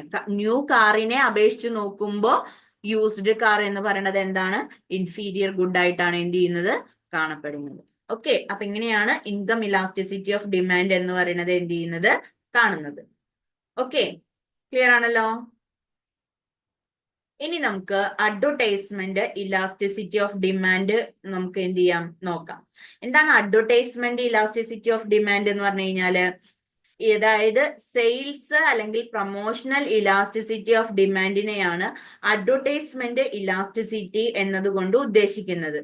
ഓക്കെ, അതായത് responsiveness good demand to changes in firm spending on advertising. Simple ആയിട്ട് പറഞ്ഞു കഴിഞ്ഞാല്, ഫേമുകള് അഡ്വർടൈസ്മെന്റിന് വേണ്ടി പ്രൈസ് ചെലവാക്കുമ്പോൾ അത് ക്വാണ്ടിറ്റി ഡിമാൻഡിൽ എത്ര ചേഞ്ച് ഉണ്ടാക്കി എന്നുള്ളതാണ് അഡ്വർടൈസ്മെന്റ് ഇലാസ്റ്റിസിറ്റി എന്ന് പറയുന്നത്. ഓക്കെ, അതായത് ഇപ്പൊ അഡ്വർടൈസ്മെന്റ് ചേഞ്ചില് അഡ്വർടൈസ്മെന്റിന് വേണ്ടി ചെലവാക്കുന്നത് എത്ര പെർസെന്റേജ് ചേഞ്ച് ആണോ വരുന്നത്, എത്ര പെർസെന്റേജ് ചേഞ്ച് ആണ് ക്വാണ്ടിറ്റി ഡിമാൻഡിൽ അതേസമയം വരുന്നത് എന്ന് കാണിക്കുന്നതാണ് അഡ്വർടൈസ്മെന്റ് ഇലാസ്റ്റിസിറ്റി എന്ന് പറയുന്നത്. ഓക്കെ, അതായത് increase in advertisement value therefore greater will be responsiveness of demand. കൂടുതൽ അഡ്വർടൈസ്മെന്റ് എന്ന് പറയുന്നത് വർദ്ധിപ്പിക്കുകയോ അല്ലെങ്കിൽ ഇൻക്രീസ് ചെയ്യുകയോ ചെയ്യുകയാണെന്നുണ്ടെങ്കിൽ, അതായത് നമ്മൾ പരസ്യങ്ങൾക്ക് വേണ്ടിയിട്ട് കൂടുതൽ പ്രൈസ് ചെലവാക്കുകയാണെന്നുണ്ടെങ്കിൽ അവിടെ നമുക്ക് ഡിമാൻഡും എങ്ങനെയായിരിക്കും? ഗ്രേറ്റർ ആയിട്ടായിരിക്കും എന്ത് ചെയ്യുന്നത്? കാണപ്പെടുന്നത്. ഓക്കെ, അതേപോലെ തന്നെ ഇവിടെ ഇൻകം ഇലാസ്റ്റിസിറ്റി അല്ലെങ്കിൽ അഡ്വർടൈസ്മെന്റ് ഇലാസ്റ്റിസിറ്റി എന്ന് പറയുന്നത് എങ്ങനെയാണ് ഇക്വേഷൻ വരിക? EA എന്നാണ് അഡ്വർടൈസ്മെന്റ് ഇലാസ്റ്റിസിറ്റിയെ നമ്മൾ ഷോർട്ട് ആക്കി പറയുന്നത്. ഓക്കെ, അപ്പൊ percentage change in demand divided by percentage change in spending on advertisement. അഡ്വർടൈസ്മെന്റിന് വേണ്ടി ചെലവാക്കുന്നതിന്റെ പെർസെന്റേജ് ചേഞ്ചും ക്വാണ്ടിറ്റി ഡിമാൻഡിന്റെ പെർസെന്റേജ് ചേഞ്ചും തമ്മിൽ ഡിവൈഡ് ചെയ്ത് കഴിഞ്ഞാൽ നമുക്ക് എന്ത് കിട്ടും? അഡ്വർടൈസ്മെന്റ് ഇലാസ്റ്റിസിറ്റി എന്ന് പറയുന്നത് നമുക്ക് എന്ത് ചെയ്യുന്നു? കിട്ടുന്നു. ഓക്കെ, അപ്പൊ അതുകൊണ്ട് തന്നെ നമുക്ക് ഇക്വേഷൻ എന്ന് പറയുന്നത്, അഡ്വർടൈസ്മെന്റിനെ നമ്മൾ എന്താ പറയാ? A എന്ന അക്ഷരം കൊണ്ടാണ് നമ്മൾ ഡിനോട്ട് ചെയ്യുന്നത്. സോ ഡെൽറ്റ ക്യു ഡി, അതായത് ഡെൽറ്റ ക്യു ഡി എന്ന് പറയുമ്പോൾ എന്താ? Change in quantity demanded divided by quantity demanded into change in advertisement divided by original advertisement. Okay, അപ്പൊ അതിനെ ഒന്ന് അറേഞ്ച് ചെയ്യുമ്പോൾ നമുക്ക് delta q d divided by delta a into a q divided by t. മനസ്സിലായോ? അപ്പോ ഇങ്ങനെയാണ് എന്ത് ചെയ്യുന്നത്? ആൻസർ നമുക്ക് കിട്ടുന്നത്. ഓക്കെ, ഇനി ഇപ്പൊ നമ്മൾ അഡ്വർടൈസ്മെന്റ് ഇൻകം അല്ലെങ്കിൽ അഡ്വർടൈസ്മെന്റ് ഇലാസ്റ്റിസിറ്റി എന്നുള്ളത് നമ്മൾ 4 കേസുകളിൽ എങ്ങനെയാണ് വരുന്നത് എന്നുള്ളത്, അതായത് അഡ്വർടൈസ്മെന്റ് ഇലാസ്റ്റിസിറ്റി ഈക്വൽ ടു 0 ആണെന്നുണ്ടെങ്കിൽ ഇവിടെ നമ്മൾ എന്താ ഉദ്ദേശിക്കുന്നത്? Demand does not respond to all to increase in advertisement expenditure. അതായത് അഡ്വർടൈസ്മെന്റ് ഇലാസ്റ്റിസിറ്റി 0 ആണെന്നുണ്ടെങ്കിൽ ഇവിടെ അഡ്വർടൈസ്മെന്റിന്റെ ചെലവ് വർദ്ധിച്ചപ്പോഴും ഡിമാൻഡിൽ യാതൊരു റെസ്പോണ്ടും ഇല്ല എന്നുള്ളതാണ് ഈക്വൽ ടു 0 എന്നതുകൊണ്ട് ഉദ്ദേശിക്കുന്നത്. ഓക്കെ, ഇനി അല്ല ഗ്രേറ്റർ ദാൻ 0 ആണെങ്കിലോ അല്ലെങ്കിൽ ലെസ് ദാൻ 0 ആണെന്നുണ്ടെങ്കിലോ അവിടെ എന്താ ഉദ്ദേശിക്കുന്നത്? അഡ്വർടൈസ്മെന്റ് എക്സ്പെൻഡിച്ചർ വർദ്ധിച്ചിട്ടുണ്ട്, പക്ഷെ അതിനേക്കാൾ കുറവാണ് എന്ത് വരുന്നത്? ഇൻക്രീസ് ഇൻ ഡിമാൻഡ് ഇൻക്രീസ് ചെയ്ത് അതിനേക്കാൾ കുറവാണെന്നുണ്ടെങ്കിൽ, അങ്ങനെയാണെങ്കിൽ ഗ്രേറ്റർ ദാൻ അഡ്വർടൈസ്മെന്റ് ഇലാസ്റ്റിസിറ്റി എന്ന് പറയുന്നത് ഗ്രേറ്റർ ദാൻ 0 ആവുകയോ അല്ലെങ്കിൽ ലെസ് ദാൻ 1 ആവുകയോ ചെയ്യാറുണ്ട്. ഇനിയോ ഈക്വൽ ടു 1 ആണെന്നുണ്ടെങ്കിലോ ഇൻകം, അതായത് ഇവിടെ അഡ്വർടൈസ്മെന്റിന് വേണ്ടി ചെലവാക്കിയ പണവും അതേസമയം അതേ പെർസെന്റേജ് ചേഞ്ച് തന്നെ ക്വാണ്ടിറ്റി ഡിമാൻഡും ഇൻക്രീസ് ചെയ്യുകയാണെന്നുണ്ടെങ്കിൽ അവിടെ ഇലാസ്റ്റിസിറ്റി എന്ന് പറയുന്നത് എന്തായിരിക്കും? 1 ആയിട്ടായിരിക്കും നമുക്ക് എന്ത് ചെയ്യുന്നത്? കാണപ്പെടുന്നത്. മനസ്സിലായോ? ഇനി വരുന്നത് എന്താണ്? ഇൻകം അല്ലെങ്കിൽ അഡ്വർടൈസ്മെന്റ് ഇലാസ്റ്റിസിറ്റി ഗ്രേറ്റർ ദാൻ 1 ആണെങ്കിൽ, അഡ്വർടൈസ്മെന്റ് ഇലാസ്റ്റിസിറ്റി ഗ്രേറ്റർ ദാൻ 1 ആണെന്ന് പറയുമ്പോൾ അവിടെ എന്താ? demand increases in higher rate than the increase in advertisement expenditure. Advertisement expenditure-നേക്കാൾ കൂടുതൽ ഡിമാൻഡ് വർദ്ധിച്ചിട്ടുണ്ട് എന്നുണ്ടെങ്കിൽ അവിടെ ഈ എ ഇലാസ്റ്റിസിറ്റി എന്ന് പറയുന്നത് ഗ്രേറ്റർ ദാൻ 1 ആയിട്ടായിരിക്കും നമുക്ക് എന്ത് ചെയ്യുന്നത് അനുഭവപ്പെടുന്നത്. ഓക്കെ, ക്ലിയർ ആണല്ലോ? അപ്പൊ ഇത്രയുമാണ് ഈ ഒരു ഭാഗത്ത് അഡ്വർടൈസ്മെന്റ് ഇലാസ്റ്റിസിറ്റി എന്ന ഭാഗത്ത് നമുക്ക് എന്ത് ചെയ്യാനുള്ളത് പറയാനുള്ളത്.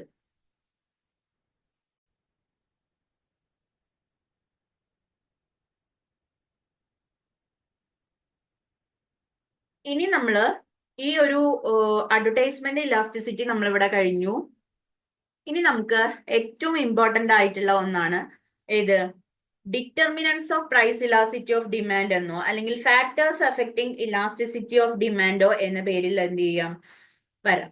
ഓക്കെ, രണ്ടാണെങ്കിലും സെയിം സംഭവം തന്നെയാണ് പറയുന്നത്. Factors affecting elasticity of demand അല്ലെങ്കിൽ determinants of price elasticity of demand എന്ന് പറയുന്നത്.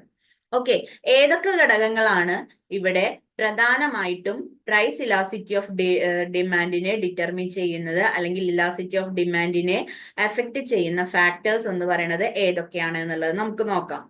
ഒന്നാമത്തത് nature of commodity. Okay, nature of commodity എന്ന് പറയുമ്പോൾ പ്രധാനമായിട്ടും 3 തരത്തിലുള്ള കമ്മോഡിറ്റിയാണ് നമുക്ക് സാധാരണയായിട്ട് വരുന്നത്. ഓക്കെ, അതിലെ ഒന്ന് നെസസിറ്റി ഗുഡ് എന്ന പേരിലും, ഒന്ന് ലക്ഷൂറിയസ് ഗുഡ് എന്ന പേരിലും, മറ്റൊന്ന് കംഫർട്ട് എന്ന ഗുഡ് എന്ന പേരിലും എന്ത് ചെയ്യുന്നു അറിയപ്പെടുന്നു. അപ്പൊ 3 തരത്തിലാണ് ഒരു കമ്മോഡിറ്റിയുടെ സ്വഭാവം പ്രധാനമായിട്ടും ഉണ്ടാവുന്നത്. ഓക്കെ, ഇനി നെസസിറ്റി ഗുഡ് ആണെന്നുണ്ടെങ്കിൽ ലെസ് ദാൻ യൂണിറ്ററി ഇലാസ്റ്റിക്കോ അല്ലെങ്കിൽ ഇൻഇലാസ്റ്റിക് ഡിമാൻഡോ ആയിരിക്കും കാണപ്പെടുന്നത്. ഓക്കെ, അതായത് നെസസിറ്റി ഗുഡ് ആണെന്നുണ്ടെങ്കിൽ യൂണിറ്ററി ഇലാസ്റ്റിക് ആയിരിക്കും. Okay, unitary elastic less than unitary elastic അല്ലെങ്കിൽ ഇൻഇലാസ്റ്റിക് ഡിമാൻഡ് ആയിരിക്കും. എന്ന് വെച്ച് കഴിഞ്ഞാൽ എന്താണ്, ഇപ്പോ ഇവിടെ പ്രൈസ് എന്ന് പറയുന്നത് കുറഞ്ഞിട്ടുണ്ടെങ്കിലും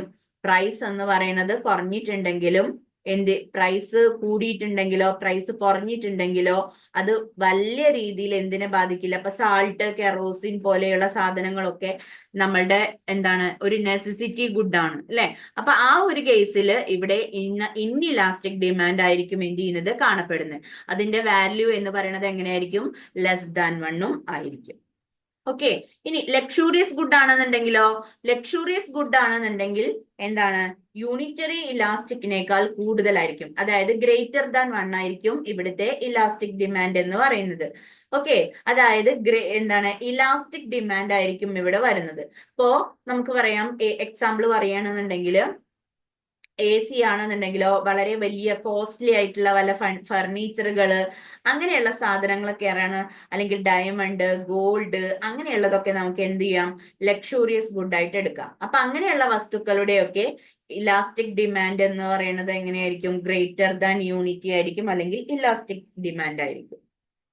ഇനി കംഫർട്ട് ഗുഡ് ആണെന്നുണ്ടെങ്കിലോ, അപ്പൊ നമുക്ക് മനസ്സിലാക്കുക ഓരോ കമ്മോഡിറ്റിയുടെയും സ്വഭാവത്തിനനുസരിച്ച് എന്ത് മാറുന്നു എന്ന് മനസ്സിലാക്കാം. ഇലാസ്റ്റിസിറ്റി ഓഫ് ഡിമാൻഡ് മാറുന്നു എന്ന് നമുക്ക് മനസ്സിലാക്കുകയും ചെയ്യാം. ഓക്കെ, ഇനി കംഫർട്ട് എന്ന് പറയുന്ന 3ാമത്തെ തരത്തിലുള്ള ഗുഡിന്റെ കാര്യം പറയുകയാണെന്നുണ്ടെങ്കിൽ neither very elastic nor very inelastic demand അല്ലെ. ഇപ്പോ കംഫർട്ട് ഗുഡ് ആണെന്നുണ്ടെങ്കിൽ വേണമെങ്കിൽ ആവാം, വേണ്ടെങ്കിൽ വേണ്ട എന്നുള്ള തരത്തിലുള്ളത് അല്ലെ. They are neither very elastic, ചിലപ്പോൾ അത് ഇലാസ്റ്റിക് ആയിരിക്കും, ചിലപ്പോൾ അത് എങ്ങനെയായിരിക്കും ഇൻഇലാസ്റ്റിക് ഡിമാൻഡ് ആയിരിക്കും. അങ്ങനെയുള്ള വസ്തുക്കളാണ് കംഫർട്ട് ഗുഡ്സ് എന്ന് പറയുന്നത്. ഇപ്പൊ കൂളർ ആണെങ്കിലും ഫർണിച്ചർ ആണെന്നുണ്ടെങ്കിലും അതൊക്കെ എന്താണ് സിറ്റുവേഷൻസിനാണ്. ചിലപ്പോൾ വേണമെങ്കിൽ ആവാം, വേണ്ടെങ്കിൽ വേണ്ട എന്നുള്ള ഒരു കംഫർട്ട് സോണിനനുസരിച്ചിട്ടാണ് ഇവിടെ എന്ത് ചെയ്യുന്നത് വരുന്നത്. ഓക്കെ, അപ്പൊ നേച്ചർ ഓഫ് കമ്മോഡിറ്റി എന്ന് പറയുന്നത് പ്രൈസ് ഇലാസ്റ്റിസിറ്റി ഓഫ് ഡിമാൻഡിനെ ഡിപ്പെൻഡ് ചെയ്യുന്ന വളരെ വലിയൊരു ഫാക്ടർ തന്നെയാണ്. ഇനി 2ാമത്തെ ഘടകം എന്ന് പറയുന്നത് അല്ലെങ്കിൽ 2ാമത്തെ ഫാക്ടർ എന്ന് പറയുന്നത് അവൈലബിലിറ്റി ഓഫ് സബ്സ്റ്റിറ്റ്യൂട്ട്സ് ആണ്. അവൈലബിലിറ്റി ഓഫ് സബ്സ്റ്റിറ്റ്യൂട്ട്സിൽ പറയുന്നത് A good which have closer substitutes here the elasticity of demand is higher. അപ്പൊ ഗുഡ്സ് എന്ന് പറയുന്നത് വളരെ ക്ലോസ് സബ്സ്റ്റിറ്റ്യൂട്ട്സുകൾ ആണെന്നുണ്ടെങ്കിൽ അവിടുത്തെ ഇലാസ്റ്റിസിറ്റി ഓഫ് ഡിമാൻഡ് എന്ന് പറയുന്നത് വളരെയധികം കൂടുതലായിട്ടാണ് കാണപ്പെടുന്നത്. അതായത് മോർ ഇലാസ്റ്റിക് അല്ലെങ്കിൽ ഇലാസ്റ്റിക് ഡിമാൻഡ് ആയിരിക്കും വരുന്നത്. ഓക്കെ, മോർ ഇലാസ്റ്റിക് ആണെന്നുണ്ടെങ്കിൽ price of commodity rises, consumer have open drifting to each substitute. അതായത് ഒരു കമ്മോഡിറ്റിയുടെ വില കൂടുകയാണെന്നുണ്ടെങ്കിൽ കൺസ്യൂമർ തീർച്ചയായിട്ടും എന്ത് ചെയ്യും, ആ സബ്സ്റ്റിറ്റ്യൂട്ട് ഉപയോഗിക്കുന്നത് മാറ്റിയിട്ട് മറ്റൊരു സബ്സ്റ്റിറ്റ്യൂട്ട് പകരം എന്ത് ചെയ്യാൻ തുടങ്ങും, ഉപയോഗിക്കാൻ തുടങ്ങും. ഓക്കെ, അതായത് ടീ ആൻഡ് കോഫി പോലെയുള്ളത്. അപ്പൊ ക്ലോസ് സബ്സ്റ്റിറ്റ്യൂട്ട് ആണെന്നുണ്ടെങ്കിൽ എങ്ങനെയാണ്, ഇലാസ്റ്റിസിറ്റി ഓഫ് ഡിമാൻഡ് ഹയർ ആയി. ഇനി ഗുഡ്സ് വിത്തൗട്ട് ക്ലോസ് സബ്സ്റ്റിറ്റ്യൂട്ട്, അതായത് ക്ലോസ് സബ്സ്റ്റിറ്റ്യൂട്ട് ഗുഡ് അല്ല എന്നുണ്ടെങ്കിലോ, these goods are less elastic demand. അങ്ങനെയാണെങ്കിൽ അത് എന്തായിരിക്കും, ലെസ് ഇലാസ്റ്റിക് ഡിമാൻഡ് ആയിരിക്കും എന്ത് ചെയ്യുന്നത്, കാണപ്പെടുന്നത്. ഓക്കെ, അതായത് the consumer has no other option than that good. അപ്പോ ആ ഒരു ഗുഡിന് എന്താണ്, ക്ലോസ് സബ്സ്റ്റിറ്റ്യൂട്ട് അല്ല എന്ന് പറയുമ്പോൾ ഇവിടെ ഉദ്ദേശിക്കുന്നത് എന്താണ്, ലെസ് ഇലാസ്റ്റിക് ഡിമാൻഡ് ആയിരിക്കും. കാരണം എന്താ വെച്ചാല് കൺസ്യൂമേഴ്സിന് ഒന്നിന് പകരം മറ്റൊന്ന് ഉപയോഗിക്കാൻ പറ്റാത്ത കുറെ വസ്തുക്കളായിരിക്കും നമ്മൾ എന്ത് ചെയ്യുന്നത്, വിത്തൗട്ട് ക്ലോസ് സബ്സ്റ്റിറ്റ്യൂട്ടിൽ പറയുന്നത്. ഓക്കെ, ഇനി അടുത്ത പോയിന്റ് എന്ന് പറയുന്നത് diverse and variety of uses. അപ്പൊ നമുക്കറിയാം ഒരു പ്രൊഡക്റ്റ് തന്നെ പല തരത്തിൽ നമുക്ക് എന്ത് ചെയ്യാം, ഉപയോഗപ്പെടുത്താം അല്ലെ. അതായത് ഇപ്പൊ ഗുഡ്സ് വിത്ത് മെനി യൂസസ്, ഒരു ഗുഡിന് തന്നെ പലതരത്തിലുള്ള ആവശ്യങ്ങൾ ചിലപ്പോൾ വരാറുണ്ട് അല്ലെ. അപ്പൊ അങ്ങനെ വരുമ്പോ the commodity which can be put to a variety of uses have elastic demand as if the price of such good.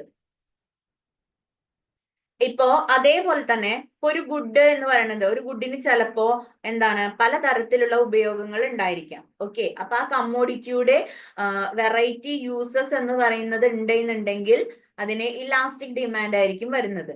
Okay, if the price of such, ഇങ്ങനെയുള്ള വസ്തുക്കളുടെ വില കൂടുമ്പോൾ അതിന്റെ ഡിമാൻഡ് എന്ന് പറയുന്നത് എന്താണ്, റെസ്ട്രിക്റ്റഡ് ഫോർ ഇമ്പോർട്ടന്റ് പർപ്പസസ്. ഇപ്പൊ electricity ഒക്കെ ആണെന്നുണ്ടെങ്കിലോ പ്രൈസ് കൂടിയാലും അതിന്റെ എന്ത് ചെയ്യും, നമ്മള് ലൈറ്റ് അല്ലെ, കറണ്ട് ചാർജ് കൂടിയാൽ നമ്മൾ എന്താ ചെയ്യാ, അത് എല്ലാവരോടും പറയില്ലേ, കറണ്ട് ചാർജ് കൂടി കഴിഞ്ഞാൽ അതിന്റെ ഉപയോഗം കുറയ്ക്കാൻ നോക്കും നമ്മള്.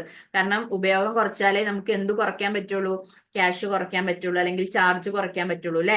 അപ്പൊ പ്രൈസ് വർദ്ധിച്ചു കഴിഞ്ഞാല് യൂസ് നമ്മൾ എന്ത് ചെയ്യും, ഇലക്ട്രിസിറ്റി പോലെയുള്ള വസ്തുക്കളൊക്കെയാണ് അല്ലെങ്കിൽ ഇലക്ട്രിസിറ്റി ഒക്കെ ആണെന്നുണ്ടെങ്കിൽ നമ്മൾ എന്ത് ചെയ്യും, അതിന്റെ യൂസസ് നമ്മൾ റെസ്ട്രിക്ട് ചെയ്യാൻ വേണ്ടിയിട്ട് നോക്കും അല്ലെ. ഒരു 10 സ്ഥലത്ത് ലൈറ്റ് ഇട്ടിരുന്നത് നമ്മൾ 1 2 നമ്മൾ ഇരിക്കുന്ന സ്ഥലത്ത് മാത്രം ലൈറ്റ് ഇടാൻ വേണ്ടിയിട്ട് നമ്മൾ എന്ത് ചെയ്യും, ശ്രദ്ധിക്കും. കാരണം എന്തുകൊണ്ടാ, ഇലക്ട്രിസിറ്റിയുടെ വില കൂടിയതുകൊണ്ട്. മനസ്സിലായോ? അപ്പൊ അതാണ് വെറൈറ്റി ഓഫ് യൂസസ് എന്ന് പറയുന്നത്. ഇനി പറയുന്നത്, നെക്സ്റ്റ് പറയുന്നത് ഗുഡ്സ് വിത്ത് ലെസ് യൂസ്. ചില വസ്തുക്കൾക്ക് വലിയ യൂസുകളും കാര്യങ്ങളും ഒന്നും ഉണ്ടാവില്ല, അല്ലാതെ വളരെ കുറഞ്ഞ യൂസ് ഒക്കെ ഉണ്ടാവുള്ളൂ അല്ലെ. അങ്ങനെയാണെങ്കിൽ അതിന് നമ്മൾ ലെസ് ഇലാസ്റ്റിക് ആയിട്ടായിരിക്കും പറയുന്നത്. അതില് ഇപ്പൊ എക്സാമ്പിൾ പറയുകയാണെന്നുണ്ടെങ്കിൽ പേപ്പർ. ഓക്കെ, പേപ്പറിന് നമുക്ക് എങ്ങനെയാണ് ലെസ് യൂസ് ആണുള്ളത്, കുറച്ച് യൂസുകൾ മാത്രമേ ഉണ്ടാവുള്ളൂ അല്ലെ. അപ്പൊ അങ്ങനെയുള്ള വസ്തുക്കളുടെ ഇലാസ്റ്റിക് എന്ന് പറയുന്നത് എങ്ങനെയായിരിക്കും, ലെസ് ഇലാസ്റ്റിക് ആയിട്ടായിരിക്കും കാണപ്പെടുന്നത്. ഇനിയോ പോസ്റ്റ്പോൺമെന്റ് ഓഫ് യൂസ് അല്ലെ. പോസ്റ്റ്പോൺമെന്റ് ഓഫ് യൂസ് എന്ന് പറയുമ്പോ എങ്ങനെയാ വരുന്നത്, അതായത് the consumption of goods which can be postponed. അതായത് നമുക്ക് ഇവിടെ ഒരു ഗുഡിന്റെ കൺസംഷൻ എന്ന് പറയുന്നത് നമുക്ക് പോസ്റ്റ്പോൺ ചെയ്യാൻ പറ്റുകയാണെന്നുണ്ടെങ്കിൽ, ഓക്കെ, പോസ്റ്റ്പോൺ ചെയ്യാൻ പറ്റുകയാണെന്നുണ്ടെങ്കിൽ അങ്ങനെയെങ്കിൽ അത്തരത്തിലുള്ള വസ്തുക്കളുടെ ഡിമാൻഡ് എന്ന് പറയുന്നത് ഇലാസ്റ്റിക് ആയിരിക്കും. ഓക്കെ, അതായത് ഇപ്പൊ നമുക്ക് നമ്മൾ വാടകയ്ക്ക് താമസിക്കുന്ന വീടുകൾ നമ്മൾ മാറുകയാണെങ്കിൽ, പോസ്റ്റ്പോൺ ചെയ്യുകയാണെന്നുണ്ടെങ്കിൽ അവിടെ ഇൻട്രസ്റ്റ് റേറ്റ് അതേപോലെ തന്നെ ലോണുകളൊക്കെ നമുക്ക് എന്താവും, കൂടുതലായിട്ട് വരും അല്ലെ. അതായത് നമ്മളുടെ യൂസ് അല്ലെങ്കിൽ നമ്മുടെ കൺസംഷൻ എന്ന് പറയുന്നത്, ഒരു ഗുഡിന്റെ കൺസംഷൻ എന്ന് പറയുന്നത് നമ്മൾ പോസ്റ്റ്പോൺ ചെയ്യുകയാണെന്നുണ്ടെങ്കിൽ അല്ലെങ്കിൽ മാറ്റി വെക്കുകയാണെന്നുണ്ടെങ്കിൽ അവിടെ അത്തരത്തിലുള്ള വസ്തുക്കളുടെ ഡിമാൻഡ് എന്ന് പറയുന്നത് എങ്ങനെയായിരിക്കും, ഇലാസ്റ്റിക് ആയിട്ടായിരിക്കും എന്ത് ചെയ്യുന്നത്, കാണപ്പെടുന്നത്. ഓക്കെ, ഇപ്പോ ഉദാഹരണം എന്ന് പറയുന്നത് എന്താണ്, റെസിഡൻഷ്യൽ ഹൗസിന്റെ ഡിമാൻഡ് ആണ് വരുന്നത്. അങ്ങനെ റെസിഡൻഷ്യൽ ഹൗസിന്റെ ഡിമാൻഡ് നമ്മൾ പോസ്റ്റ്പോൺ ചെയ്തിട്ടുണ്ടെന്നുണ്ടെങ്കിൽ അവിടെ ഇൻട്രസ്റ്റ് റേറ്റ് കൂടുന്നു, ലോണ് കൂടുന്നു, എല്ലാം ഹൈ ആവുന്നു. ഇനിയോ consumption cannot be postponed. Consumption നമ്മൾ പോസ്റ്റ്പോൺഡ് ചെയ്തിട്ടില്ലെങ്കിലോ അവിടെ ലെസ് ഇലാസ്റ്റിക് ഡിമാൻഡ് ആയിരിക്കും നമുക്ക് കാണപ്പെടുന്നത്. ഓക്കെ, ഇനി നെക്സ്റ്റ് വൺ പറയുന്നത് income level of the buyer ആണ്. ഏതൊരു വ്യക്തിയുടെയും ഇൻകം എന്ന് പറയുന്നത് ഇലാസ്റ്റിസിറ്റിയെ വളരെയധികം ഡിപ്പെൻഡ് ചെയ്യുന്ന ഒന്നാണ്. ഇൻകം നമ്മളിപ്പോ നേരത്തെ ഇൻകം ഇലാസ്റ്റിറ്റി ഓഫ് ഡിമാൻഡിൽ നമ്മൾ പഠിച്ചു അല്ലെ, ഇൻകം കൂടുകയും കുറയുകയും അല്ലെങ്കിൽ ഇൻകത്തിൽ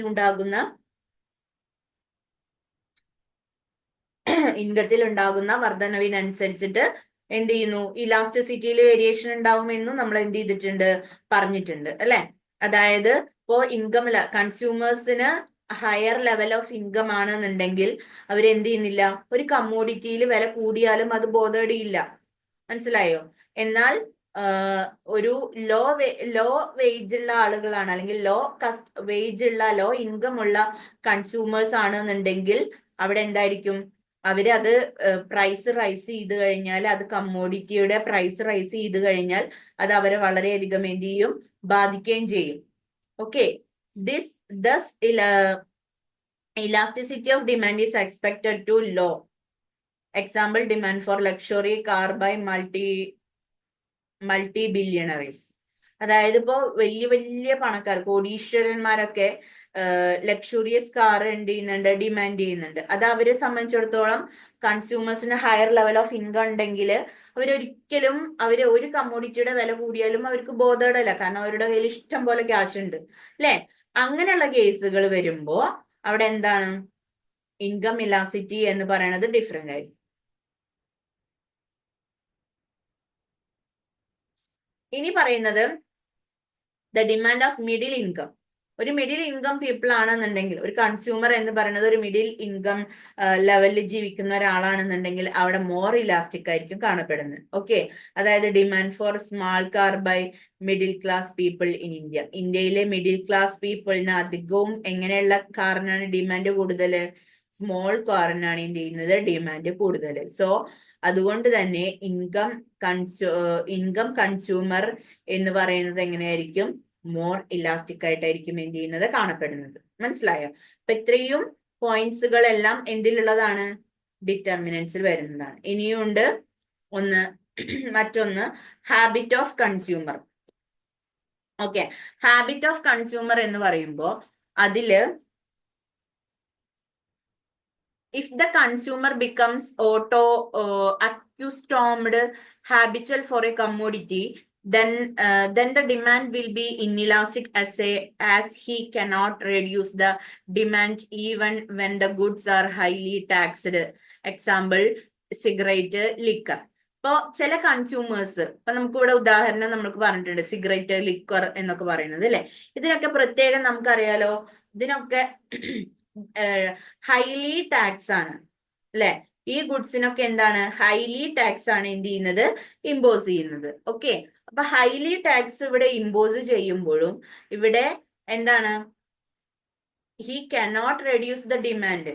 എത്ര വില കൂടിയാലും ഇത് ശീലം, ഇപ്പൊ സിഗരറ്റ് വലിച്ച് ശീലായവരോ ആണെങ്കിലോ ലിക്കർ കുടിച്ച് ശീലായവരൊക്കെ ആണെന്നുണ്ടെങ്കിൽ അവർക്ക് എത്ര പ്രൈസ് കൂടിയാലും അവരെന്ത് ചെയ്യുന്നില്ല, അവരുടെ ഒരു ഹാബിറ്റ് ആണ് അല്ലെ, സിഗരറ്റ് വലിക്കുക എന്നുള്ളതും ലിക്കർ കുടിക്കുക എന്നുള്ളതൊക്കെ എന്താണ്, അവരെ സംബന്ധിച്ചിടത്തോളം അതൊരു ഹാബിറ്റ് ആണ്. സോ അത് എന്ത് ചെയ്യില്ല, ഒരിക്കലും അതിന്റെ ഡിമാൻഡ് റെഡ്യൂസ് ചെയ്യുന്നില്ല, അത് വേണ്ടവർക്ക് എന്നും വേണം. അപ്പൊ അതവിടെ എന്താണ്, കൺസ്യൂമർ ബിക്കം ഹാബിച്വൽ. ഒരു കമ്മോഡിറ്റിയിൽ ഒരു കൺസ്യൂമർ എന്താ പറയാ,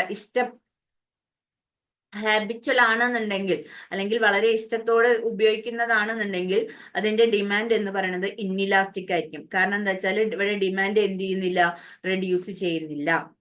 ഓക്കെ, അങ്ങനെയാണെങ്കിൽ ഹാബിറ്റ് ഓഫ് കൺസ്യൂമർ എന്ന് പറയുന്നത് ഇലാസിറ്റി ഓഫ് ഡിമാൻഡിനെ എന്ത് ചെയ്യുന്നുണ്ട്, അഫക്റ്റ് ചെയ്യുന്ന മറ്റൊരു ഘടകമാണ്. ഇനി പറയുന്നത് proportion of expenses. Proportion of expenses അല്ലെങ്കിൽ proportion of income spend on commodity. Proportion of expenses അല്ലെങ്കിൽ proportion of income spend on commodity എന്ന് പറയുമ്പോൾ a goods on which consumer does not spend a higher proportion of income, they will have inelastic demand. ഇപ്പൊ നീഡിലെ match box അങ്ങനെയുള്ളതിന്റെ ഒക്കെ ആണെന്നുണ്ടെങ്കിൽ, അതായത് income spend ചെയ്ത് ഇപ്പോ നീഡിലും അതേപോലെ തന്നെ മാച്ച് ബോക്സിനൊക്കെ നമുക്ക് എന്താണ്, ഒരിക്കലും ഇൻകത്തിന്റെ ഒരു ഹയർ പ്രൊപ്പോർഷൻ ഒരിക്കലും ഈ ഒരു നീഡിലിനോ മാച്ച് ബോക്സിനോ വേണ്ടി ചെലവാക്കില്ല. കാരണം നീഡിലും മാച്ച് ബോക്സ് എന്ന് പറയുന്ന വസ്തുക്കളൊക്കെ എങ്ങനെയാണ്, നമുക്ക് അത്യാവശ്യം വേണം, പക്ഷെ അത് എന്തില്ല, എപ്പോഴും നമുക്ക് എല്ലാ കാര്യങ്ങൾക്കും വേണ്ടിയിട്ട് ഉപയോഗിക്കുന്ന ഒരു നെസസിറ്റി ആയിട്ടുള്ള വസ്തുക്കളൊന്നും അല്ല, അല്ലെ? അപ്പൊ അങ്ങനെയുള്ള വസ്തുക്കളെ സംബന്ധിച്ചിടത്തോളം കൺസ്യൂമർ എന്ത് ചെയ്യില്ല, ഇൻകത്തിന്റെ കൂടുതൽ ഭാഗം എന്ത് ചെയ്യില്ല, ചെലവഴിക്കാൻ വേണ്ടി ശ്രമിക്കില്ല. സോ അതുകൊണ്ട് ഇവിടുത്തെ ഡിമാൻഡ് എന്ന് പറയുന്നത് എങ്ങനെയായിരിക്കും, ഇൻഇലാസ്റ്റിക് ഡിമാൻഡ് ആയിരിക്കും. മനസ്സിലായോ? ഇനി അടുത്തതെന്ന് പറയുമ്പോൾ goods on the consumer spend large proportion of their income. ഇപ്പൊ ഇൻകം കിട്ടുന്നതിന്റെ മേജർ പ്രൊപ്പോർഷൻ നമ്മൾ കൺസ്യൂമേഴ്സ് ഗുഡ് വാങ്ങാൻ, ഏതെങ്കിലും തരത്തിലുള്ള ഗുഡ് വാങ്ങാൻ വേണ്ടി ഉപയോഗിക്കുകയാണെന്നുണ്ടെങ്കിൽ അവിടുത്തെ ഇലാസ്റ്റിസിറ്റി എന്ന് പറയുന്നത് എന്തായിരിക്കും, വളരെയധികം കൂടുതലായിരിക്കും എന്നുള്ളതാണ്. ഇപ്പൊ ഉദാഹരണം പറയുകയാണെങ്കിൽ ക്ലോത്ത്. മനസ്സിലായോ? അപ്പൊ ഇതെല്ലാം ഇലാസ്റ്റിസിറ്റി ഓഫ് ഡിമാൻഡിനെ അഫക്റ്റ് ചെയ്യുന്ന അല്ലെങ്കിൽ ഡിറ്റർമിൻ ചെയ്യുന്ന ഫാക്ടേഴ്സ് ആണ് എന്നുള്ളത് എന്ത് ചെയ്യണം, ഓർത്ത് വെക്കണം. ഓക്കെ. ഇനി നെക്സ്റ്റ് വൺ പറയുന്നത് പ്രൈസ് ലെവലാണ്. നമുക്കറിയാം ഇലാസ്റ്റിസിറ്റി ഓഫ് ഡിമാൻഡ് എന്ന് പറയുന്നത് കൂടുതലോ കുറവോ അല്ലെ അങ്ങനെ നിശ്ചയിക്കുന്നത് ആരാണ്, പ്രൈസ് ആണ്. പ്രൈസിനെ ഡിപ്പെൻഡ് ചെയ്തുകൊണ്ടാണ് എപ്പോഴും ക്വാണ്ടിറ്റി ഡിമാൻഡ് നിലനിൽക്കുന്നത്, അല്ലെ? അപ്പൊ elasticity of demand will be higher level of price. Elasticity of demand എന്ന് പറയുന്നത് ഹയർ ലെവൽ, അല്ലെങ്കിൽ ഇലാസ്റ്റിസിറ്റി ഓഫ് ഡിമാൻഡ് എന്ന് പറയുന്നത് ഹൈ ആണെന്നുണ്ടെങ്കിൽ ഇവിടെ എന്താണ്, ഹയർ ലെവൽ ഓഫ് പ്രൈസ് ആയിരിക്കും ഇവിടെ എന്ത് ചെയ്യുന്നത്, കാണപ്പെടുന്നത്. ഓക്കെ. ലോവർ ആണെന്നുണ്ടെങ്കിൽ ലോവർ ലെവൽ ഓഫ് പ്രൈസും ആയിരിക്കും എന്ത് ചെയ്യുന്നത്, കാണപ്പെടുന്നത്. അത്രയാണ് പ്രൈസ് ലെവലിൽ പറയുന്നത്. ദെൻ ലാസ്റ്റ് വൺ നമുക്ക് പറയാനുള്ളത് ടൈം പീരീഡ് ആണ്. ഓക്കെ. ടൈം പീരീഡ് എന്ന് പറയുമ്പോൾ പ്രധാനമായിട്ടും 2 പീരീഡ് ആണ് നമുക്ക് കാണപ്പെടുന്നത്. ഒന്ന് ലോങ് പീരീഡ്, ഒന്ന് ഷോർട്ട് പീരീഡ്. ഓക്കെ. അപ്പൊ ലോങ് പീരീഡ് എന്ന് പറയുമ്പോൾ ലോങ് പീരീഡിലെ കൺസ്യൂമേഴ്സിന് അദ്ദേഹത്തിന്റെ കൺസംഷൻസും ഹാബിറ്റ്സും ഒക്കെ കൺവീനിയന്റ് ആയിട്ട് എന്താണ് ചേഞ്ച് ചെയ്യാനും കാര്യങ്ങൾക്കൊക്കെ സമയമുണ്ട്. സോ അതുകൊണ്ട് അവിടെ എന്തായിരിക്കും, മോർ ഇലാസ്റ്റിക് ആയിരിക്കും. ഓക്കെ. ലോങ് പീരീഡ് ആയതുകൊണ്ട് തന്നെ നമുക്ക് ഒന്ന് മാറ്റിയിട്ട് മറ്റൊന്ന് വാങ്ങാനോ അല്ലെങ്കിൽ കൺസംഷൻ ഹാബിറ്റ് മാറ്റാനോ അങ്ങനെ എന്തിനും ഉള്ള സമയം എന്ന് പറയുന്നത് ഉണ്ട് ലോങ് പീരീഡ് ആവുമ്പോൾ, അല്ലെ? എന്നാൽ ഷോർട്ട് പീരീഡ് ആവുമ്പോഴോ അവിടെ ഡിമാൻഡ് എന്ന് പറയുന്നത് ഇൻഇലാസ്റ്റിക് ആയിരിക്കും. കാരണം എന്താ, ഷോർട്ട് പീരീഡ് ആയതുകൊണ്ട് തന്നെ കൺസ്യൂമേഴ്സിന് അവരുടെ കൺസംഷൻ പെട്ടെന്ന് എന്ത് ചെയ്യാൻ പറ്റില്ല, ചേഞ്ച് ചെയ്യാൻ പറ്റുന്നില്ല എന്നുള്ളതും മറ്റൊരു പ്രത്യേകതയാണ്. ഓക്കെ. അപ്പൊ ഇത്രയുമാണ് ഏതിൽ പറയുന്നത്, ഫാക്ടേഴ്സ് അഫക്റ്റിംഗ് ഇലാസ്റ്റിസിറ്റി ഓഫ് ഡിമാൻഡിൽ നമ്മൾ പറയുന്നത്.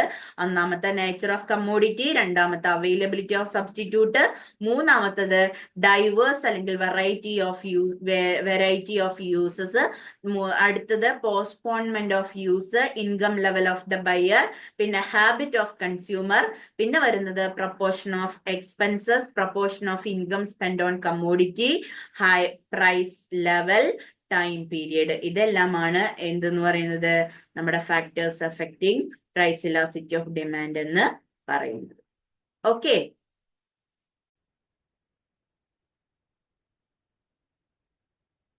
ദെൻ ഇത്രയാണ് നമുക്ക് ഈ ഒരു ചാപ്റ്ററിൽ പ്രധാനമായിട്ടും പഠിക്കാനുള്ളത്. ഓക്കെ.